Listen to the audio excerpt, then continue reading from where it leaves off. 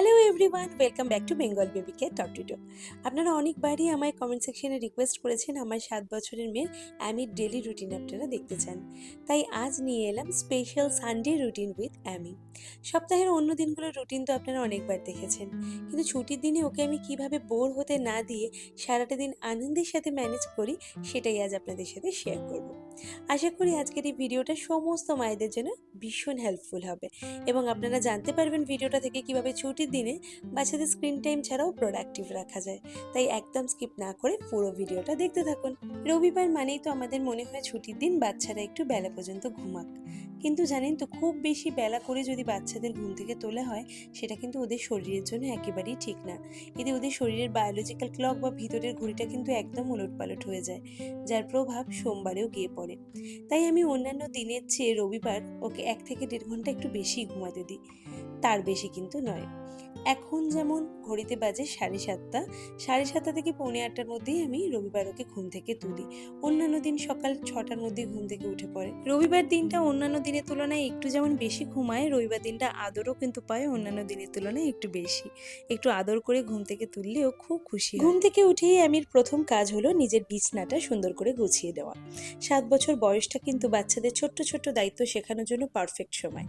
অন্য দিনগুলোতে ওর সকাল সকাল স্কুল থাকে, তাই বিছনা গোছানোর কিন্তু সময় পায় না। রবিবার দিনটাকেই আমি বেছে নিয়েছি ওকে এই অভ্যাসটা তৈরি করানোর জন্য।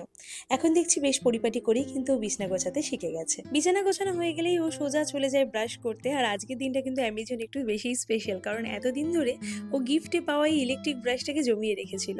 পিসি গিফট করেছিল ওকে এই ইলেকট্রিক ব্রাশটা, তো আজকে সেটাও খুলবে। অ্যামির কিন্তু ভীষণ এক্সাইটেড এটা কখনো ট্রাই করবে। দেখুন, বাচ্চারা যখন নিজে থেকে নতুন কিছু করার জন্য সুযোগ পায় তখন তারা কত যে উৎসাহের সাথে সেই কাজটা করে যে কি বলবো। আপনাদের বাচ্চারাও যদি দাঁত মাজার জন্য একদম আপনার বাচ্চাদের আগ্রহ না থাকে, তবে একটা কালারফুল এরকম ইলেকট্রিক ব্রাশ কিন্তু আপনার বাচ্চাদের মোটিভেট করতে পারে। এরকম একটা ব্রাশ কিন্তু বাচ্চাদের কিনে দিতে পারেন। আমি ব্রাশটার লিঙ্ক ডেসক্রিপশন বক্সে দিয়ে দিচ্ছি, আপনারা চাইলে ট্রাই করতে পারেন। যেহেতু এটা ইলেকট্রিক ব্রাশ আর আপনারা যদি ব্রাশটা কেনেন তার জন্য কয়েকটা কথা আমি একটু বলে দিচ্ছি। এই ব্রাশটা ব্যাটারি চালিত একটা ব্রাশ, তাই এটা ব্যবহারের সময় একটা ছোট্ট কথা মনে রাখবেন। ব্রাশটা যখন ব্রাশ করা হয়ে যাবে তখন পুরো ব্রাশটা ধোবেন না, ব্রাশটা শুধু ব্রিসেলসগুলো খুব ভালো করে ধোবেন। ভুলেও কিন্তু পুরো ব্রাশটা নিচ অবধি জল দিয়ে ধুতে যাবেন না, এতে কিন্তু ব্রাশটা নষ্ট হয়ে যেতে পারে। ব্যাটারির মধ্যে যদি জল ঢুকে যায় নষ্ট হয়ে যাবে ব্রাশটা। ধোবার পর ব্রিসেলসগুলো খুব ভালো করে ঝেড়ে নেবেন যাতে জল জমে না থাকে। তারপর ব্রাশটা স্ট্যান্ডে বা সঠিক জায়গায় দাঁড় করিয়ে রাখবেন। এতে ব্রাশটা অনেক দিন অবধি ভালো থাকবে এবং হাইজিনটাও মেনটেন হবে। তবে ব্রাশ এরকম একটা হলে কিন্তু ব্রাশ করার ইচ্ছাটা বাচ্চাদের অনেক বেড়ে যায়। ব্রাশ করে আসার পরেই ওর প্রথম কাজ হলো হাফ গ্লাস জল আর আগের দিন রাতে ভিজিয়ে রাখা 2টো কাঠবাদাম খাওয়া। আপনারা হয়তো অনেকেই ভাবছেন সকালে উঠেই জল আর কাঠবাদাম কেন। আসলে সারা রাত ঘুমানোর পর আমাদের শরীর কিন্তু ডিহাইড্রেট থাকে, তাই সকালে খালি পেটেই হাফ গ্লাস জল খেলে শরীরের মেটাবলিজম বা হজম শক্তি যেমন বাড়ে, সেরকম শরীরটাও কিন্তু রিফ্রেশড হয়। আর এই 2টো ভেজানো কাঠবাদাম কেন খাচ্ছে জানেন? এটার উপকারিতা কিন্তু প্রচুর, কারণ কাঠবাদামে omega 3 fatty acid, vitamin E এবং অ্যান্টিঅক্সিডেন্ট থাকে।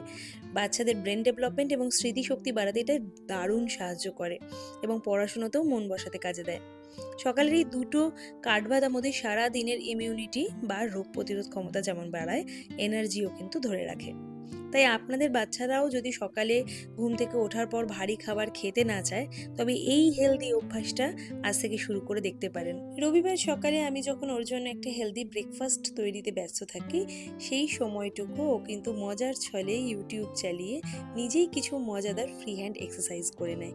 এতে একদিকে যেমন মজার ছলে ওর সকালের ব্যায়ামটাও হয়ে যায়, তেমনি ব্রেকফাস্টের আগে দারুণ চনমনে এবং ক্ষুধার্তও হয়ে ওঠে, যেটা ওর স্বাস্থ্য আর মেজাজ দুটোর জন্যই ভীষণ উপকারী। 3, 4, 5, 6. Good job and keep exercising. 7, 28, 29, 30. Rest time. 14, 15, 16, 17, 18, 19, 20. Rest time. 2, 3, 4, 5, 6, 3, 4, 5, 6, 9, 10, 11. এই বয়সটা কিন্তু বাচ্চাদের ফিজিক্যাল গ্রোথের জন্য ভীষণ ইম্পর্টেন্ট। তাই 8:30 থেকে 9টা পর্যন্ত আমি এরকম এক্সারসাইজ করার পর তারপর আমি যে হেলদি ব্রেকফাস্টটা ওর জন্য বানাই ও সেটা খেতে বসে। মোটামুটি 9টা নাগাদ ও ব্রেকফাস্ট করে। আজকে যে স্পেশাল হেলদি ব্রেকফাস্টটা আমি ওর জন্য বানালাম ঝটপট, সেটার রেসিপিটা আমি এখানে ডিটেলসে শেয়ার করছি না। আমি রেসিপিটা আলাদা করে একটা ভিডিওতে বেঙ্গল বেবি কেয়ার চ্যানেলেই আমি আলাদা করে রেসিপি ভিডিওতে আপলোড করে দেবো। যদি আপনারা এই রেসিপিটা দেখতে চান তাহলে অবশ্যই বলবো সেখান থেকে আপনারা রেসিপিটা দেখে নিয়ে বাচ্চাদের জন্য ঝটপট বানিয়ে দিতে পারেন। গিয়েছিল বেগুন পাতায় বসে নাচতে নাচতে নাচতে খেলো বেগুন কাটার খোঁচা, তাই থেকে তার হলো মস্ত বড় ফোড়া। ওমা, এ কি হবে, এত বড় ফোড়া কি করে সারবে? ব্রেকফাস্টের পর সকাল 9:30-10টা থেকে প্রায় 11টা পর্যন্ত আমি রবিবার দিন কিন্তু নো স্ক্রিন ক্রিয়েটিভ টাইম চলে। রবিবার আমি সকালবেলা ওকে কোনো স্কুলের পড়া রাখি না, কোনো পড়ার মধ্যে রাখি না। এই সময়টাও ছবি আঁকে, যে কোনো গল্পের বই পড়ে, ক্লে মডেলিং করে। বাচ্চাদের পড়াশুনো এমনিতেই প্রচুর চাপ সারা সপ্তাহ জুড়ে, কিন্তু এখন ওরা খুবই ছোট, তাই অত্যাধিক চাপ দিলে পড়াশোনার প্রতি কিন্তু আগ্রহটা একদম হারিয়ে ফেলবে। সেই জন্যই রবিবার সকালটা আমি ওর জন্য একদম পড়াশোনার চাপ মুক্ত রাখি। এই সময় ওর মনের মতো জিনিস করে, যা আঁকতে ইচ্ছা করে, একটু গল্পের বই পড়ে, একটু নিজের মতো খেলে, নিজের যে সমস্ত ক্রিয়েটিভ জিনিসগুলো বাচ্চারা করতে পছন্দ করে, এই সকালবেলাটা আমি সেই সময়ের জন্যই রেখে দিই। এতে রবিবারটা ওর ভীষণ আনন্দের মধ্যে দিয়ে কাটে, ভীষণ স্পেশাল হয়ে ওঠে। সারা সপ্তাহ পড়াশোনার ক্লান্তি ভুলে নতুন করে এনার্জি পায় এই রবিবার। তাই ও সবসময় ওর কাছে স্পেশাল ডে হচ্ছে সানডেটা। সারা সপ্তাহের স্কুলের ব্যস্ততা চলে, আর এই প্রচণ্ড গরমে প্রতিদিন তো বাচ্চার মাথায় তেল দেওয়া সম্ভবই হয় না। তাই রবিবার দিনটাকে কিন্তু আমি একদম মিস করি না। সকাল থেকেই জানলায় হালকা রোদে গরম করতে দিই অ্যামির ম্যাক্স কেয়ারের এই কোকোনাট অয়েলটা। আগাগোড়াই আপনারা দেখেছেন আমি ম্যাক্স কেয়ারের এই কোকোনাট অয়েলটাই ম্যাসাজ করি। আপনারা যদি বাচ্চাদের জন্য কিনতে চান, আমি ডেসক্রিপশন বক্সে এই তেলের লিঙ্কটা শেয়ার করে দিচ্ছি। স্নানের ঠিক 1.5-2 ঘন্টা আগে এই তেলটা আমি খুব ভালো করে ওর মাথায়, স্ক্যাল্পে এবং চুলে ভালো করে ম্যাসাজ করে দিই। এই হালকা উষ্ণ নারকেল তেলের মালিশটা না স্ক্যাল্পের রক্ত সঞ্চালনটাও যেমন বাড়ায়, সেরকম সারা সপ্তাহের যে ক্লান্তিটা সেটাও কিন্তু দূর করে দেয়। বাচ্চাদের ঘুম ভালো হয়, প্লাস চুল আর মাথার ত্বককে ভিতর থেকে পুষ্টি জুগিয়ে বাচ্চার মাথাটাও কিন্তু ঠান্ডা রাখে এই গরমে।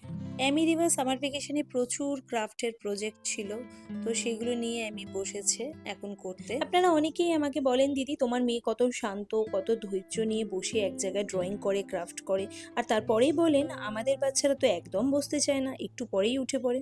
কিন্তু সত্যি বলতে কি বলুন তো, আমার মেয়েও কিন্তু জন্ম থেকে এরকম একদমই ধৈর্যশীল ছিল না। ও আরও 5টা বাচ্চার মতো প্রচণ্ড ছটপটে ছিল। আজ যে ও মন দিয়ে দেখছেন না, ঘন্টার পর ঘন্টা ক্রাফট করে, পিছনে রয়েছে বেশ কিছু ছোট ট্রিক্স আর ধৈর্য। যখন ওদের ক্রাফট করানো বা ড্রয়িং করানো শুরু করবেন, তখন না একদম জোর করে শুরু করবেন না, খেলার ছলে শুরু করবেন। বাচ্চাদের শুরুতেই কখনোই বলবেন না খাতায় এটা আঁকো, এটা বানাও। ওদের প্রথমেই স্ক্র্যাপ বুক, রঙের রঙিন কাগজপত্র, একটু গ্লিটারিং পেপার, সেফটি কাঁচি, এগুলো সব দিয়ে দিন। ওরা নিজের মতো ছিঁড়ুক, কাটুক, হিজিবিজি কাটুক। প্রথম এই স্বাধীনতা দিলে দেখবেন ক্রাফটের জিনিসপত্রের প্রেমে পড়ে যাবে ওরা। আমরা একটা ভুল সবসময় করি, ওদের একটা পেন্সিল আর খাতা দিয়ে বোর করে বসিয়ে রাখি সবসময়, বলি যাও একটু কিছু আঁকো। এতে কিন্তু বাচ্চারা প্রচণ্ড বোর হয়। ওদের প্রসেসটাকে একটু রঙিন আর আকর্ষণীয় করুন। মানে ধরুন ওদের একটু গ্লিটারিং পেপার দিলেন, একটু কালারফুল আঠা দিলেন, একটু পম্পপ বল দিলেন, একটু আইসক্রিমের কাঠি দিলেন, ওয়াটার কালার দিলেন, তুলি দিলেন, যাতে ওরা বিভিন্ন রকমের জিনিসপত্র নিজে আঁকিবুকি করতে পারে। ফলে ওদের বসার আগ্রহটা প্রথমে বাড়াতে হবে। এর সাথে যেটা করতে হবে, কোনো জিনিসে পারফেক্ট বানানোর জন্য একদম চাপ দেবেন না। অনেক সময় আমরা মায়েরা বলি না যে এই দাগের বাইরে রং চলে যাচ্ছে, এই সোজা লাইন টানা হলো না, কেন ভুল হলো, তোমার কোনোদিন সোজা লাইন টানা হয় না, তুমি সব সময় ভুল করো। এরম বকাবকি কখনো করা যাবে না। যেমনই করুক মন খুলে করুক, প্রশংসা করুন প্রথম। যদি একটা গোল আঁকতে গিয়ে একটু বেঁকাও হয়, তবুও বলুন বাহ কি সুন্দর হয়েছে তোমার এই সূর্যটা, বেশ সুন্দর হয়েছে। এতে না বাচ্চাদের আত্মবিশ্বাসটা বাড়ে এবং পরে আবার বসার জন্য আগ্রহ বাড়ে। আপনি যদি প্রথমেই বাধা দেন, কোনো জিনিস পারফেক্ট বানানোর জন্য চাপ দেন, তাহলে দ্বিতীয়বার কিন্তু বাচ্চা আর বসতে চাইবে না। আর যেটা আমি অ্যামির সাথে সবসময় করতাম সেটা হচ্ছে আমিও ওর সাথে কিছুক্ষণ সময় এই ড্রয়িং বা ক্রাফটের সময় একটু বসতাম ওর সাথে।